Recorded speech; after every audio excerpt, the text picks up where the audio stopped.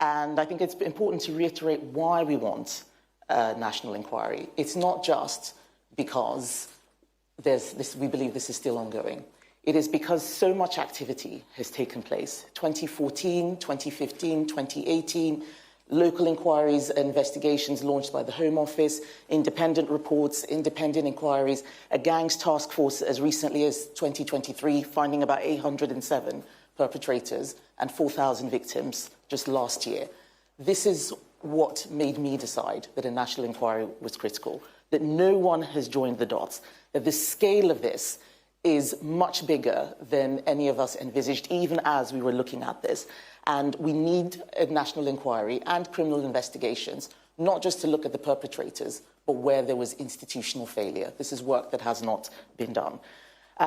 Chris is going to talk about the elements that we believe are needed in order to make the inquiry a success. But most importantly, I want to hear today from the survivors and their families. And I will introduce them one by one. Very much to my left, we have Lucia, who has been a campaigner and an advocate for survivors. She's been a great help, a great voice for many people who haven't been able to speak for themselves. So Lucia is speaking as a campaigner and an advocate. She has been a campaigner and an advocate for Teresa Smith. Teresa's son was abused and very sadly has since passed away. She is pursuing justice for her son. So she will be speaking without prejudice because there is a live court case, I believe, on this issue. So she will be speaking without prejudice to that court case. But she also wants to talk about how it's not just girls who are abused, but boys. That's something that isn't spoken about enough. Fiona is a brave survivor who I spoke to last month. We had a good interview, but what's really special about what she did was waiving her anonymity.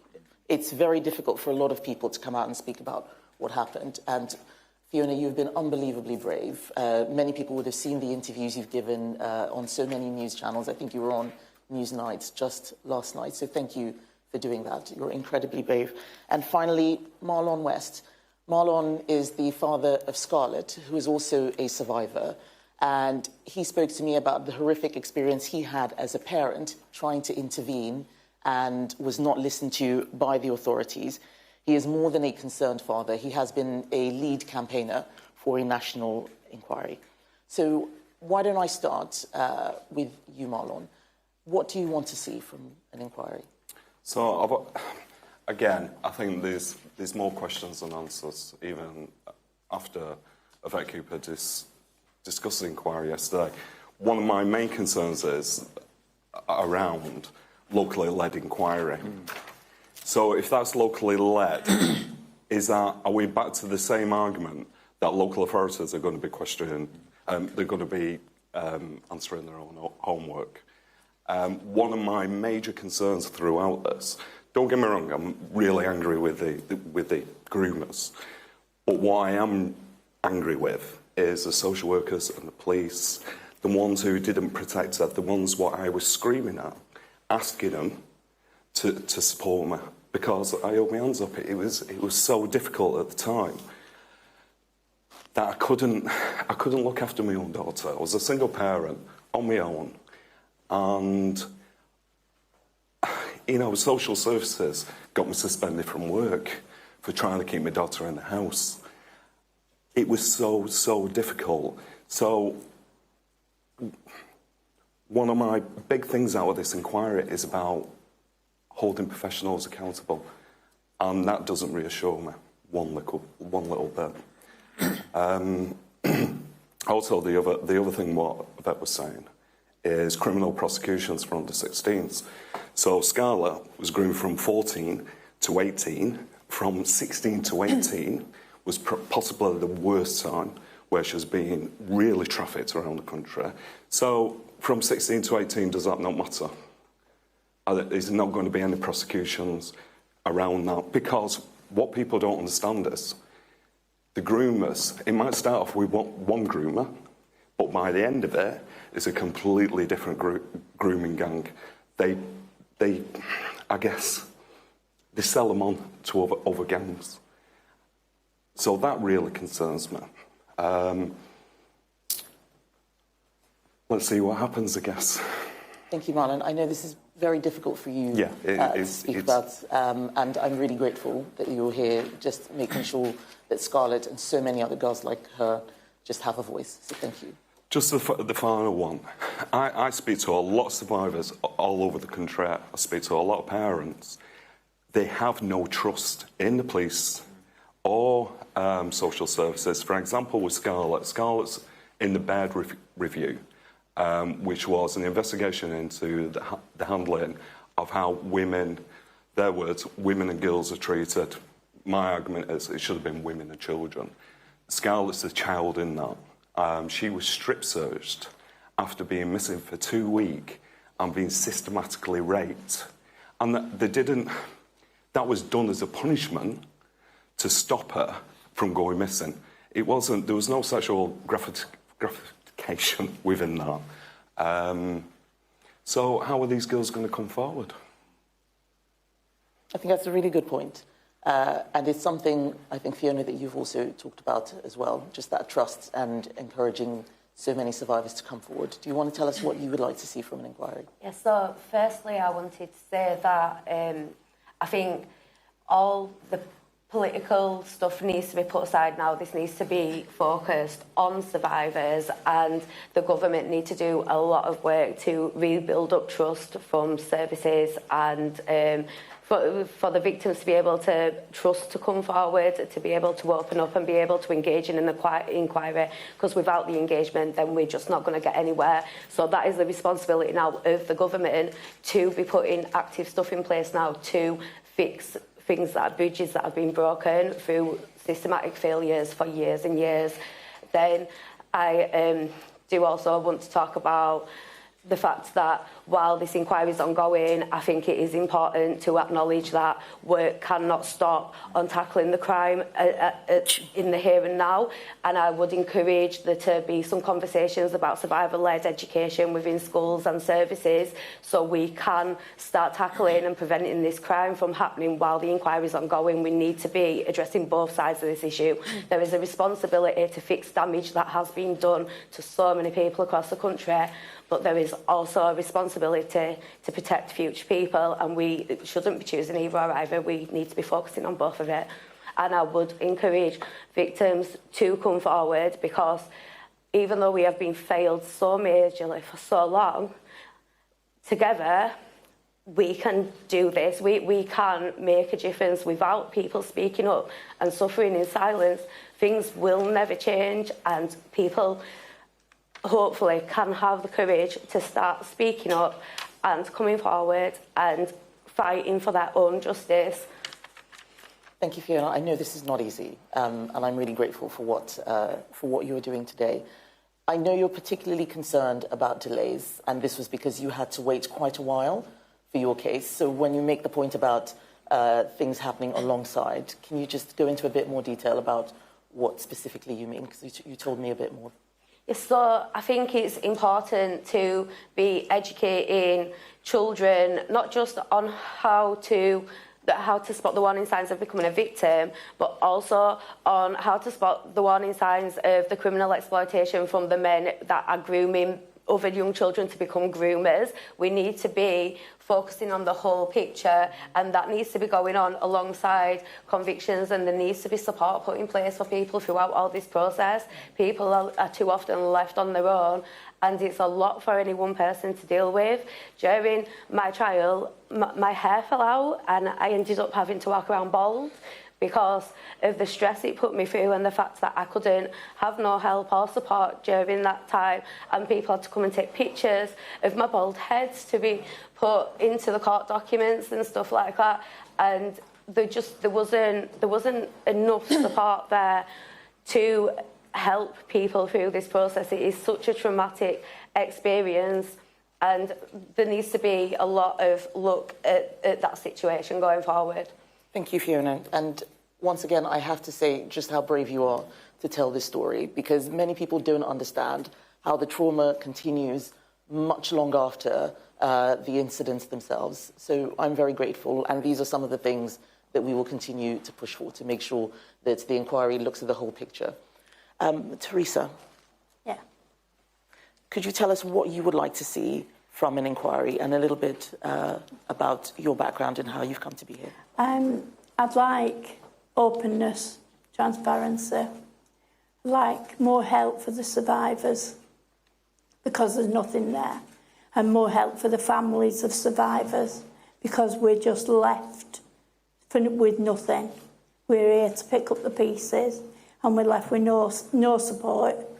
And a lot of people don't think that parents should even be involved.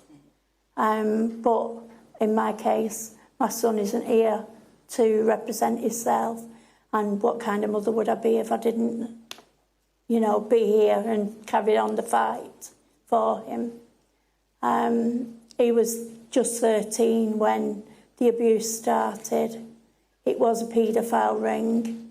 I did tell the social workers and the police, and basically I was told, if you don't stop digging and, you know, rooting around for the evidence, that my child would suffer the consequences, because he was in the care system voluntary.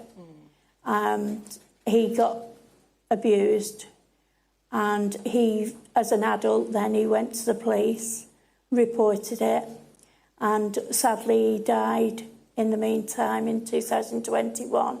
He died, and I've had to pick up the pieces.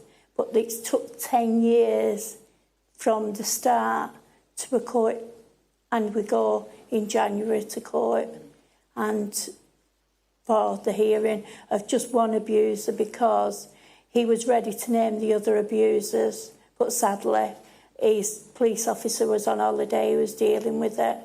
And she said, when I come off holiday, I'll come and see you and we'll do some more video evidence.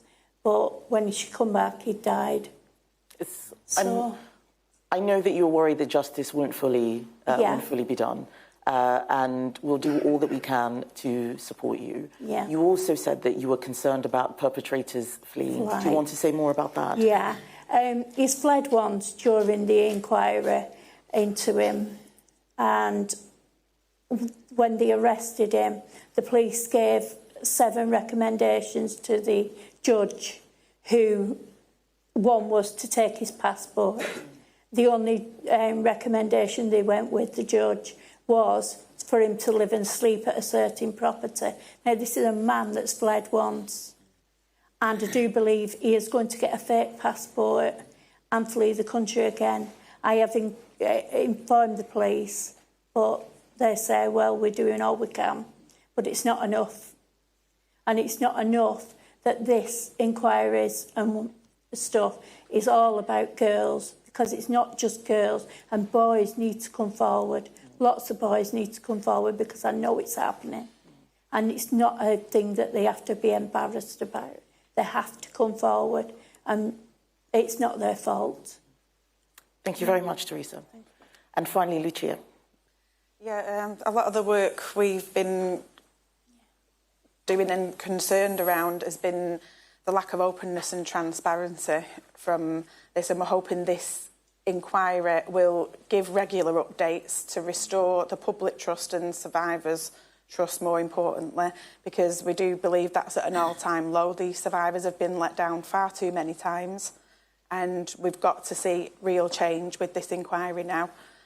We also want to see that it has the powers to refer new findings of new information that's brought forward, so that the inquiry itself can go to the police with those matters, and for it to liaise with the judicial system, because we want cases dealt with in a timely manner. Only last week, a local charity, COGS, in Manchester, Keeping Our Girls Safe, they took a survivor to the police. It took her years to get to this point that she wanted to go to the police, and she come forward to be told that she probably won't get a court hearing until 2028. So they live these experiences, and they're living and breathing it every day. It becomes their life, it becomes their being, and to finally get to that point where you want to come forward, to be told you've got years of waiting. And then we want to see a uniformed approach by the judges as well. We want to see the inquiry have that written in, that sentences are fitting, they're appropriate.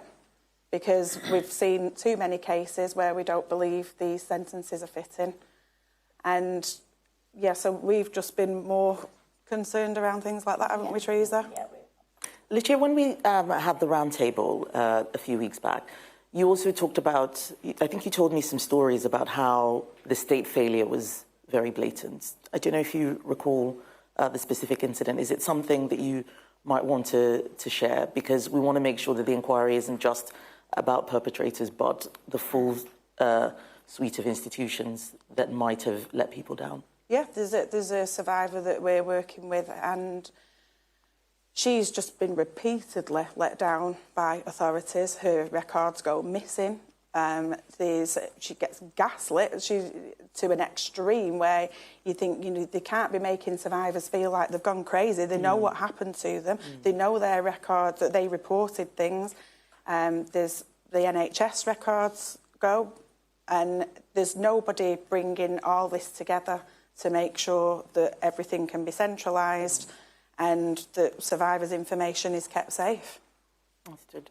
Teresa, you had a similar experience as well with missing records and case files and so on. Yeah. I've got some of my son's records, not all of them. And I know that some's missing.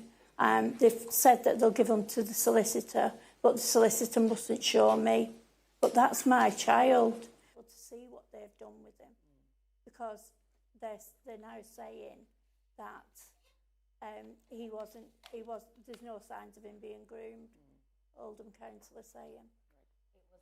It was mentioned in my serious case review as well that big chunks of my care records were missing. I was a looked after child. There should have been a documentation for near enough every day that I was in care, whether it just be an acknowledgement of me going to school or waking up or anything that I did. But she found that there was months at a time where there was just not a single documentation within my records. So that seems to be common within a lot of cases, is missing records. Right. And Marlon, did you want to add to that? So unfortunately for Scarlett, she's not even got to any kind of full criminal investigation. We've been pushing for this for years, even though she's also been into care due to child sexual exploitation. Great Manchester Police haven't investigated it until the Channel 4 documentary. So they opened the investigation 4 weeks before that. What I find absolutely disgraceful is the only reason why we've got this case open is because of the media attention. What about the thousands of other survivors out there where there are no prosecutions? A lot of these girls that I'm speaking to, and this is common, there's no prosecutions at all.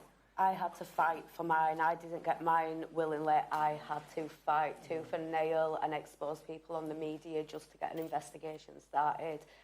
Mine had been documented and reported from 2008, and the serious case review noted 7 instances of assault, sexual assault or rape that were not investigated. And I had the police turn up in 2013 due to finding my name on a checklist in a perpetrator's house in relation to a different case, and they still didn't investigate when I told them everything then. So it took me exposing it to the media to get my case investigated in 2014, which led to prosecutions in 2019. That's just unbelievable. And Lucia, I believe you had one more thing to add. I just wanted to add into that we hope the inquiry would include some sort of specialised monitoring team, because we want someone to be dedicated to following up any recommendations that the inquiry finds, that they can feed back centrally and report back who locally hasn't been complying, because we find these local authorities, like I said, they're marking their own homework, and it's just that has got to change, and we need them to be accountable further up the ladder there, because this inquiry's got to create change. It's got to force change. Thank you very much. And just before we go to media questions, I'm going to bring in Shadow Home Secretary Chris Philp, who has done a lot of work in this area and has set tests which we are going to have to make sure that the inquiry is successful and swift as well. Chris. Thank you, Kemi. Well, look, just firstly, Marlon, Fiona, Teresa and Lucia, just to echo what Kemi said, thank you for your courage in fighting for the truth to come out. I know it's taken years and years. I know your lives have been ruined by the appalling abuse that happened. So just thank you for having the fortitude and the bravery to speak out on behalf of hundreds, and I think we think in fact thousands of young girls and boys as well who were abused. So thank you for what you've done by bringing this to public attention in the way you have. One of the things that struck me about this scandal isn't just that it happened in the first place, that the abuse occurred, and it's not just that the authorities were negligent and didn't investigate properly, it's that they deliberately and intentionally covered up these crimes. And I think actually Teresa touched on this when you said the police officers actually told you to stop complaining. They told you to leave it alone. And they said your son would suffer consequences unless you just stayed quiet. And yeah, exactly. And I've heard that so many times. I've heard about parents getting arrested for complaining.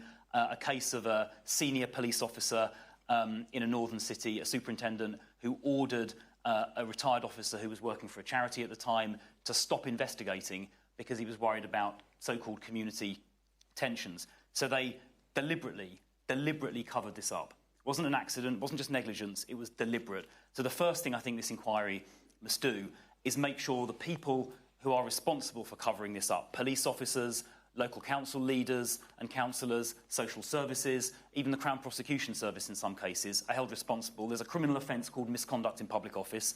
In my view, many of these people that covered this up are guilty of that offence. They need to be prosecuted and, frankly, sent to prison. And that needs to happen, in my view, alongside the inquiry. It can't wait until afterwards. And, of course, at the same time, the many perpetrators, as Fiona said, who have escaped justice, need to be sent to prison and prosecuted as well. So I think that's the first thing, prosecuting those that covered this up for misconduct in public office. I think, secondly, we need to make sure this inquiry covers all 50 towns affected, not just some of them, but all of them. We know some towns like Bradford have refused to cooperate with any inquiry at all, even to this day, so all those places must be covered. All of the local inquiries must have statutory powers to compel the production of evidence, so the cover-up can't continue. This must be done in a timely way, so 2 years is as long as it should take. We can't have this dragging on for years and years. The survivors and their families have been suffering for long enough. And then critically, to Marlon's point, this needs to be done in a way that is genuinely independent. Councils like Bradford are still refusing to look at this. We can't trust those councils who have been covering this up actively for so many years to investigate themselves. It has to be independently led. They can't investigate themselves. The inquiry has to look at the role of ethnicity in the cover-up. Casey found that. And then finally, this needs to start soon. We need to see the terms of reference and a chair appointed by the summer recess, which is towards the end of July, about 4 or 5 weeks' time. And we need, as both Fiona and Lucia have said, we need survivors to be at the heart of this. They need to be consulted the whole time about how this inquiry is conducted and kept regularly updated. This has to be really driven by the survivors, not just imposed by central government. And those are the tests we're going to be holding the government to account for to make sure they actually do these things. And I think listening to what I've heard said this morning, I think we're probably all on the same page when it comes to those principles. Yeah, absolutely. Thank you very much, Chris. I would now like to take questions from the media. I know that there will be some questions not specifically for me or Chris, but for survivors and family members. But if you could please direct those questions to me first, and then I will ask them. And I'd like to start with Charlie Peters of GB News, who has done quite a lot of work on this topic. Charlie. Good morning. Yes, as you said, I'm going to spare Lucia, Teresa, Fiona and Marlon on the questions. I'd rather grill the politicians on this one. You've put forward those tests, Kemi and Chris, that you're going to hold the government to account on with this inquiry. But it seems to me in your list, Chris, that you are missing out Whitehall and Westminster. Will you ensure that they are investigated as well? We've heard compelling evidence about civil servants covering up abuse. Will you put forward an amendment or take other action to ensure that people in Westminster, including the CPS, are also dragged before this commission? So my view is that the inquiry needs to go where the evidence leads.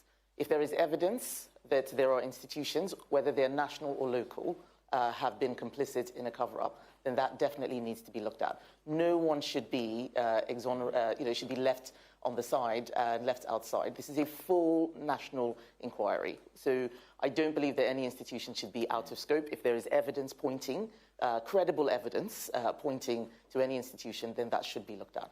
But we know that quite a lot has come out already. This is why we didn't need to wait 6 months to agree a national inquiry. Most of what was in Baroness Casey's report, which I welcome, I felt I'd seen before and I knew. And what we need right now is the moral courage to just do the right thing rather than continually finding reasons to kick stuff into the long grass. And that's what I really want to see. Thank you. Tamara Cohen from Sky News. Thank you, Tamara Cohen from Sky News, and thanks to survivors for those very powerful stories. Kemi, you say that there's been a cover-up here. Louise Casey's review made clear that that's been going on for many, many years.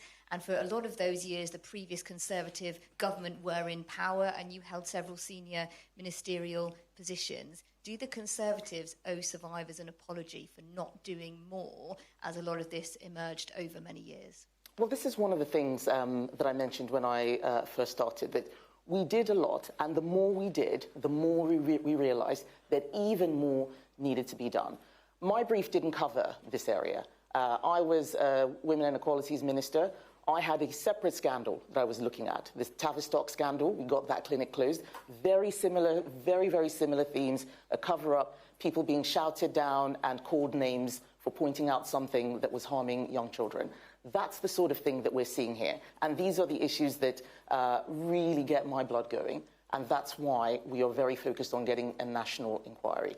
There were issues, for instance, with Conservative politicians being criticised when we highlighted that ethnicity should be looked at. I remember in 2018, Sajid Javid saying that there was a serious problem within the Asian community. He talked about Pakistani grooming gangs, and he was vilified for it. He was attacked. The same thing happened to Suella Braverman not that long ago. So what we now need is to move on from the place where those who are raising issues are being called racist or far-right or whatever, and actually start focusing on the victims. And that's the work that we're focused on today. Thank you. Damien Grammaticus from BBC. Yes, so a question for the politicians. And Ms Badenoch, I noticed in reply to that answer from Sky News, you didn't offer an apology. I mean, you are on a panel right now with survivors. Your government was you were in part of a government that was in office for a long time and didn't implement reports. You could take the opportunity now to express to those survivors an apology for what happened. Yes, but we have, we have done that. I mean, I have spoken. This is not the first time that I'm meeting the survivors. I have spoken to them about this. I have apologised. But what I find extraordinary is that more people are interested in prosecuting a government that did some things, did not conclude, rather than looking at what needs to happen right now. What I'm really worried about is that we're spending a lot of time bringing the politics back into this when we want to take the politics out of it. I have spoken to survivors, and what they're talking about right now is a full national inquiry. No one here has asked me for more apologies. They have heard the apologies. Apologies are easy. Apologies are easy. What we need to see is action. We can sit here and say sorry all day long, but what I actually want to see is an inquiry that gets to the bottom of this. When I found out that there were 50 towns, and we found out about 4,000 new victims last year, 807 perpetrators, I just could not believe the scale of this. No one has joined the dots. That's what we're talking about now. We set up a gangs task force. We set up previous inquiries, ICSA.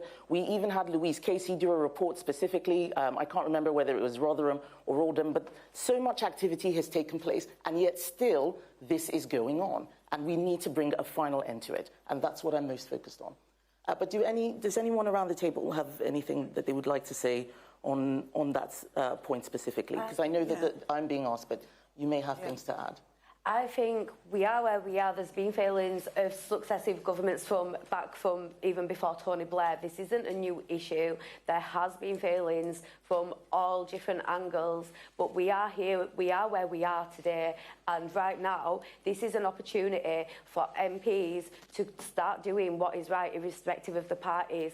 Apologies, they come and they go. I want the truth now. I want people to stop telling me that I've done something wrong. I want to be backed not just by my government, but by my communities and by the media and everyone to do what is right. And I want progress to come from this. We can sit and we can argue over how quick we should have got here. Everyone knows we should have got here quicker, and I don't think anyone's ever going to deny that.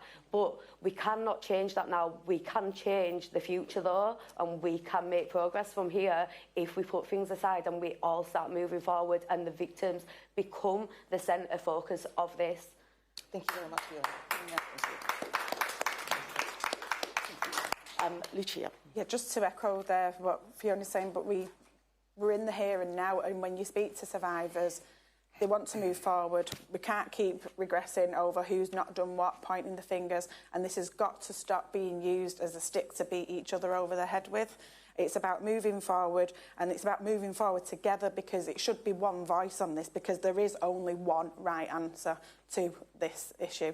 So, and everybody needs to be on the same page with it, no matter, rosettes should be stripped away, and everybody should be on the same page. Thank you very much, Lucia. Ms. Badenoch, sorry, I was going to add. I mean, what you've heard there, though, Baroness Casey said exactly that she thinks the time is now for politicians to say they back this inquiry, they back the government, they will support it. Will you say that? Yes, that is something that we've already said. That's why we've welcomed. Her report. Of course, we back it. We've been calling for this for 6 months. We've been voting on it multiple times. So it's not a secret that we back a full national inquiry. Thank you. Shiad Khan from ITV. Shiad Khan here from ITV News. I want to build on the last two questions ever so slightly. We've heard from the victims today about how they've felt so let down. Baroness Casey did say, as both my predecessors have just asked, that successive governments, including the ones you served in, failed when it came to dealing with this. When addressing the now and not looking back, but do you believe the actions and decisions of the governments that you served in should be thoroughly investigated? And a quick second question, if I may. 2 Labour MPs have tabled rival amendments to the Crime and Policing Bill with the aim of decriminalising abortion. Is that something that you'll be supporting? So, as I said to Charlie, there should be no stone left unturned. Where there is evidence, that should be looked at. The actions that we have seen over the last 30 years have shown that work has been done, but that work was not enough. But this inquiry, in my view, needs to look at those institutions that actively covered stuff up. Not just maybe work was done but not completed, or some things weren't looked at. We are talking about those who hid evidence, those who asked victims to go away, those who told people that what they were saying was not true. That is a completely different order of magnitude to any sort of state failure that we have seen. This is why we say that this is one of the biggest scandals this country has ever seen. It wasn't just that these perpetrators went on for so long. It was that there were institutions that turned a blind eye and actively, as the survivors and their families have been telling us, and actively told them that they didn't want to hear from them. Andy Bell, Channel 5. Second question about abortion. Today we're talking about grooming gangs, but thank you. I will answer those questions when the time comes. Andy Bell. Thank you, Andy Bell, 5 News. We've heard people saying that politics should be put aside now. Do you undertake, as leader of the opposition, to put politics aside in addressing this issue? And with that in mind, do you regret slightly the tone that you took yesterday with the Home Secretary in the Commons? Oh, I do think that we should take the politics out of it. But who was it that said, when we raised this issue, that we were pandering to the far right? That's what brought the politics into it. Who was it that said that this was dog whistle politics? It was Keir Starmer and his ministers. So it is, on the one hand, extraordinary to hear those accusations, and then when we defend ourselves, are then accused of bringing the politics into it. And as leader of the opposition, it is my job to make sure that the government is held to account. They voted against the national inquiry 3 times. And as they were voting against it, they were calling us names for doing what they have now accepted they have to do. That needs to be brought out. But we do that in the House of Parliament. We are politicians. Politics is what we do.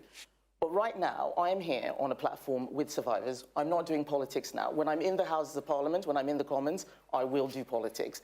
And I think that it is wrong for people to tone police those who are pointing out when something has gone wrong. That is what happened to Sajid Javid when he was talking about ethnicity. That is what happened to Suella Braverman. That is what happened to many people who were bringing up these cases. I remember hearing one survivor say that they reported that an Asian man had taken their son, and the police were more interested in the language she used and said that she couldn't describe him as that was racist. That's what really worries me. That's what really worries me. Does anyone want to come in on any of the other questions that were asked? I would, please. Yes, Mark. I still think politics needs to be involved because a lot of the cover-ups, in my experience, are locally rather than nationally. So it first comes to local authorities. We still need, I don't trust Labour one bit. I've met with Jess Phillips. I've been campaigning for this for the last few years, and I've just had the door closed in my face. I do not trust them. So they still need challenging. Like I said, there's more questions than answers. So if nobody's going to question them. And the fact is, just because an inquiry has been announced doesn't mean that the pressure can be taken off. If we take the pressure off, the inquiry has the possibility to fall apart again, and then it's another failing. Pressure does need to stay on, and the framework needs to be scrutinised by people that are in a position to be able to do that. I think more importantly about the politics being taken out is that they will work together. That doesn't mean that where necessary things shouldn't be challenged. It should still be challenged and it should still be scrutinised. I think that's a very important point and a really important distinction, that we as politicians have a job to do in making sure that the government is held to account, and where it's government politicians that the job is done properly. But if every time we are pointing things out and doing our job, we're accused of politicising something that needs to be heard, it makes it a lot harder. And we'll do all we can to ensure that the survivors and their families who aren't political, no one here is political, are kept out of that. But we have a job to do, and it's really important that we do the job that we've been elected to do, because if we don't do our jobs, that's when these scandals get worse. That's when they go on for a long period of time. We have to make sure that people have the freedom to speak and explain what has gone wrong, and we have to make sure that we do all of this as transparently as possible so that the public can come to their own conclusions. Do we have any more questions from the room? Jason Gross? Thanks. Microphone. Jason Gross from the Daily Mail. Mrs. Badenoch, one line in Baroness Casey's report, which did seem new yesterday, was the assertion that in a lot of the live police cases that they're looking at, they found a significant proportion of asylum seekers and foreign-born citizens. I wonder if you think that this is becoming a border issue, border control issue, as well as being a criminal justice issue. And if I could just ask the survivors and the families as well, thank you for your stories. There have been suggestions that this inquiry will only look at maybe half a dozen local areas. You're all from different parts of the country. If this inquiry ends up not looking at the area that you're from or your loved ones are from, could you ever be satisfied with it? Right. I think my answer to your first question is yes. I think this does go into borders beyond criminal justice. I'll let Chris briefly on that, because he's been doing quite a lot of work on this, and then I'll bring survivors in on the second question. Yes, it is a border security issue. This year so far has been the worst in history for illegal immigration across the English Channel. The government has no idea who the people are coming in, what their previous records are. As we saw last week, we know the vast majority are young men. And the fact that Louise Casey in her report identifies that significant numbers, that's the word she used, significant numbers of perpetrators are asylum seekers who entered the country generally illegally or non-UK nationals, does show that the lack of control at the border is fueling the risk here. And on the second question about the scale of the inquiry and how many places will be looked at, does anyone want to, Marlon? Yeah. So one of the things with Tameside, where I live, we've got similar figures of child sexual exploitation to Oldham. I haven't campaigned for Tameside. I could have done. I campaigned nationally because I don't believe Tameside is anywhere different from anywhere else in the country. So we can't just have half a dozen or a dozen. Yeah. Everywhere where there's information of grooming going on needs to be investigated. And I know a lot of people are saying it needs to be quick and that. I don't think it needs to be quick. I think it needs to be thorough. That's the most important bit.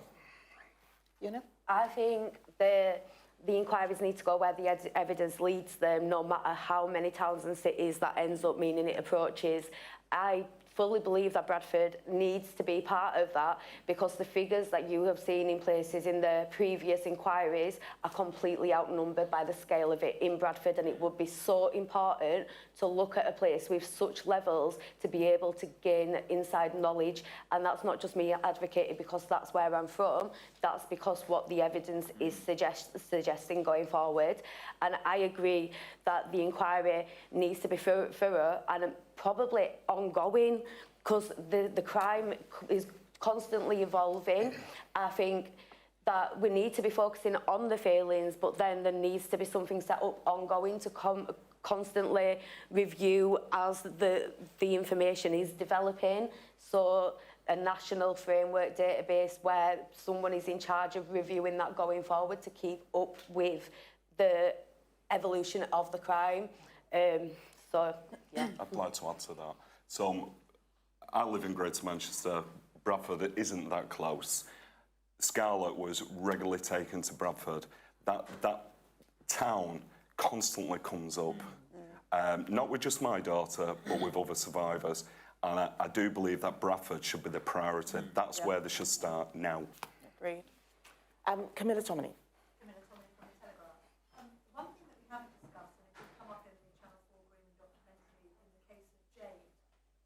Survivors who have ended up with criminal records and being placed on the child sex offenders register because of their apparent pimping of other girls into grooming gangs.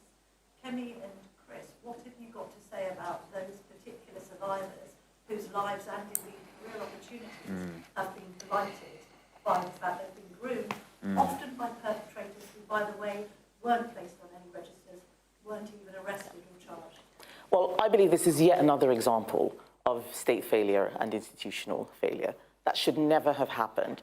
There seemed to be either a lack of understanding from many of the people looking at this into what was going on, or a complete lack of sympathy. I believe the report actually does reference this issue and talks about clearing those records.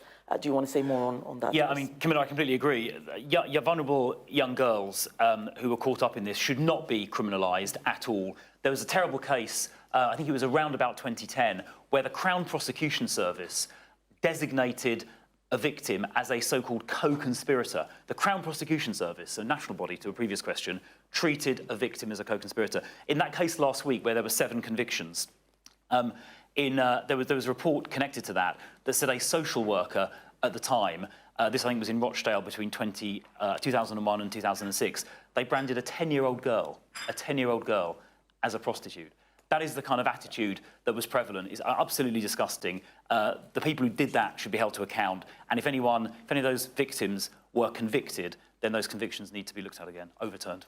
When I was 15, I was described as being the ringleader of the abuse when I was in a house with adults aged between 22 and 44. And I was 15-year-old. I was constantly referred to as stuff like that, and I was referred to as running a brothel at 16 and 17-year-old. The focus has constantly been on these victims, and the stigma then attached with them has impacted lives.